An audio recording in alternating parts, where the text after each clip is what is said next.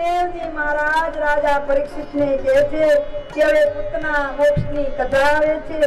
પૂતના મોક્ષની કથા એટલે અસુર સંહારની બધી કથામાં શિરોમણી છે. કથા સાંભળને મુકુંદમાં રતિ થાય છે. આ તરફ કંસને કર આપવા માટે નંદજી ગોકુળથી મથુરા જાય છે ને બીજી બાજુ પૂતના મથુરાથી ગોકુળમાં જાય છે. પૂત એટલે પવિત્ર ને ના એટલે નહીં. જે પવિત્ર નથી તે પૂતના અવિદ્યા છે, અજ્ઞાન છે, વાસના છે,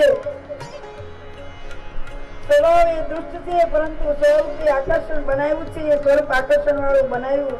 પૂતના શણગાર સજી ગોકુળમાં આવી છે. તેનું કામ 3 વર્ષથી ઓછી વયના કુમારો હતા તેને મારી નાખવાનું હતું. આજે 16,000 બાળકોને મારી તે કૃષ્ણને મારવા આવી હતી.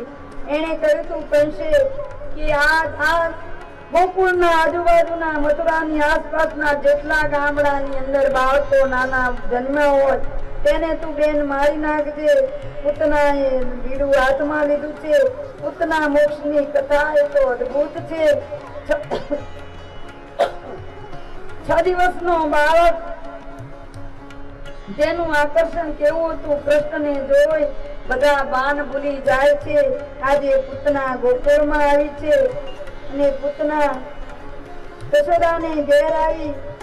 આજે વસુદેવ ચેતાવ્યા છે. નંદરાય ગોકુળ તરફ પ્રાણ કરે છે. ઉપવાસની વાત સાંભળી છે તેઓ વિહળ બની ગયા છે. વસુદેવની વાણી લખા ન જાય. ગોકુળમાં કઈ નક્કી ઉત્પાદ થવાનો છે. પ્રભુની શરણાગતિ બિચારે હે પ્રભુ તું મારા લાલાની રક્ષા કરજે, મારા લાલાને સાચવજે. આ બાજુ પૂતના આવી એટલે પૂતનાએ નંદરાયને ઘેર જોઈ અને પોતાની યશોદાને સમજાવે છે બેન તને તારા બાળક બહુ સુંદર છે.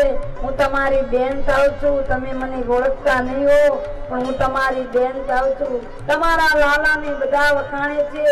આજે હું તમારા લાલાના દર્શન કરવા માટે આવી છું. ભાગવતકારે પૂતનાને બાળગાતીનું નામ આપ્યું છે. તે દેશ ખેતર વાડી ગામડાઓ અનેક જગ્યાએ ઘૂમે છે. 3 વર્ષની અંદર નાના બાળકોને મારી નાખે છે. આજે 14ના દિવસે ઘૂમતી ગોકુળમાં આવી છે.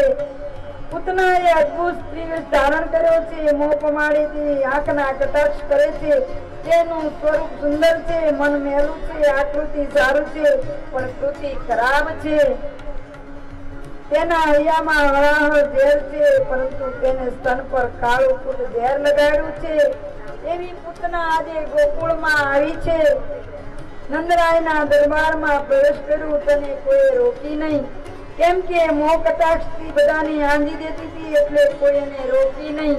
સીધી યશોદા પાસે આવી બેન હું તમારા લાલાને રમાડવા આવી છું.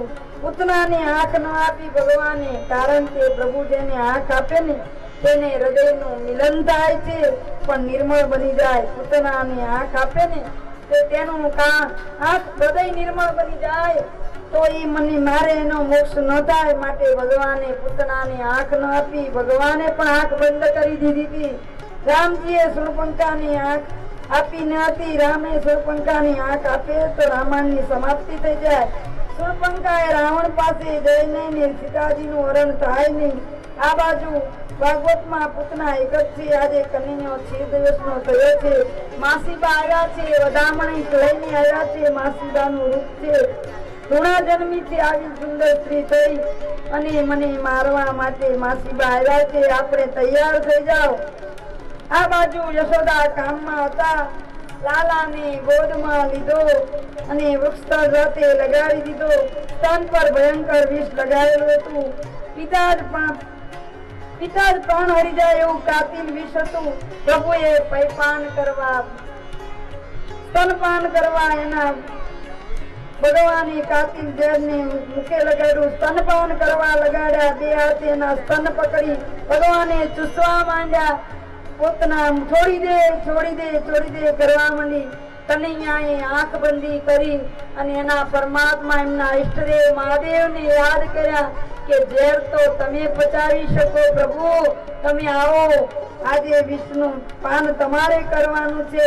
કનૈયો આંખ બંધ કરી પૂતના ઉડી અને ભગવાન કૃષ્ણ પરમાત્મા એવી પકડી છે કે એના પ્રાણ છૂટી ગયા, એની આંખો ફાટી ગઈ અને ગોકુળના ગામના પાદરમાં જઈને પડી છે. આજે પૂતનાનો મોક્ષ કર્યો છે. પૂતનાએ બલિરાજાની પુત્રી હતી, રત્નાવલી હતી. જ્યારે વામન સ્વરૂપે ભગવાન જ્યારે આવ્યા ત્યારે એના મનમાં બે ભાવ પ્રગટ થયા હતા.